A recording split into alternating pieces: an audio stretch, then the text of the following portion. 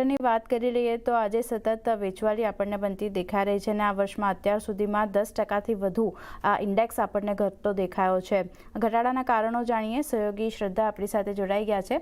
શ્રદ્ધા, good afternoon. જણાવો, IT સેક્ટરમાં એક મોટી ઘટાડો આપણને આજના દિવસે પણ બનતો દેખાઈ રહ્યો છે. શું કારણો? જી, ગુડ આફ્ટરનૂન. તો આજે આઈટી સેક્ટર આપણે જે રીતે જોયું સવારથી જ દબાણ હેઠળ કારોબાર કરી રહ્યું છે. નિફ્ટી આઈટી ઇન્ડેક્સની વાત કરીએ તો 4%થી વધુનો અહીંયા ઘટાડો દેખાઈ રહ્યો છે, જ્યારે વાયટીડી ધોરણે જોઈએ તો 10%નો ઘટાડો છે.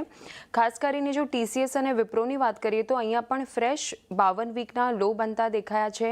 પાછલા 5 વર્ષની વાત કરીએ તો ટીસીએસમાં 12%નો ઘટાડો, જ્યારે વિપ્રોમાં પ્રદર્શન જે છે તે ફ્લેટ રહેતું જોવા મળ્યું છે.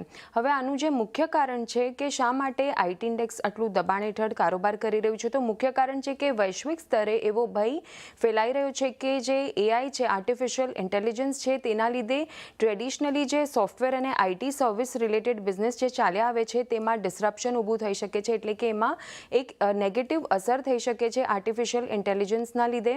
અને આ કારણથી જ ગઈકાલે પણ આપણે જોયું હતું કે જે યુએસના જે લિસ્ટેડ ટેકનોલોજી સ્ટોક્સ છે, આઈટી સર્વિસીસ એડીઆર છે, એટલે કે અમેરિકન ડિપોઝિટરી રિસીટ્સ, અહીંયા પણ એક મોટું સેલ ઓફ જોવા મળ્યું છે. હવે આના બાદ એક અલગ અલગ બ્રોકરેજીસ તરફથી વ્યૂ આવતો જોવા મળ્યો છે. સૌથી પહેલાં સિટીની વાત કરીએ તો તેઓએ રિપોર્ટમાં જણાવ્યું છે કે ભારતમાં જે આઈટી સેક્ટરમાં ક્લાઉડ એરા આપણે જોયો હતો અરાઉન્ડ 2014ની બાદ, તો ત્યારબાદથી લઈને અત્યાર સુધીમાં ભારતીય આઈટી સેક્ટરનું જે કદ છે તે બમણું થતું જોવા મળ્યું છે. અને હવે મજબૂત પડકારને બદલે આઈટી સેક્ટર જે છે તે મજબૂત પ્લેયર બની રહ્યું છે. ક્લાઉડથી ઇન્ફ્રાસ્ટ્રક્ચર તો પ્રભાવિત થયું છે, પણ એઆઈના લીધે અસર વધુ વ્યાપક બની છે.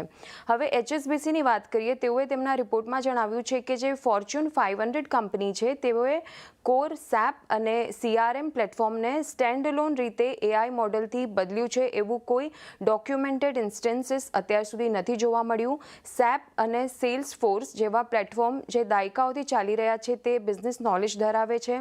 પાછલા સમયમાં જે ટેક સાયકલ આપણને જોવા મળી હતી તેના કરતાં અત્યારે જે રિસ્ક છે તે વધુ ક્રેડિબલ તેઓને લાગી રહ્યું છે. અને તે છતાં પણ તેઓ એમ કહી રહ્યા છે રિપોર્ટમાં કે 2026માં આઈટી તરફથી તેઓ લો ટીન રિટર્ન્સ જ અપેક્ષિત રાખી રહ્યા છે.